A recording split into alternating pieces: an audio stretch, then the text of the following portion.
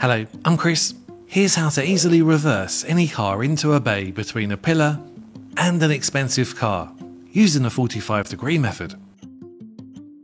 Drive close to the bay you want and stop once your shoulder is lined up roughly with the centre of the bay you want to reverse into. Once you've checked it safe, as soon as you move forward, steer maximum left to angle round until you can see the bay you want in your right hand mirror and the rear of your car is pointing a little towards it. Obviously stop before hitting anything in front. Make sure it's safe before reversing. Don't forget to check the rear window, as that's where you'll see someone or something directly behind you. Reverse slowly, immediately steering right to make the back of the car go towards the right. How much to steer depends on what you can see in the mirror. It's a little close to the pillar, so I'll steer left a bit to get away from it. The car on the left looks okay.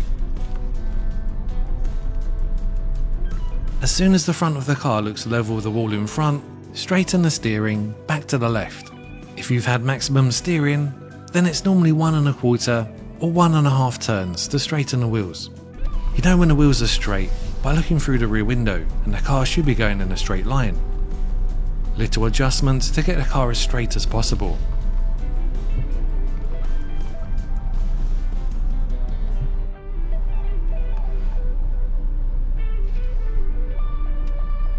Stop once this line goes under the mirror.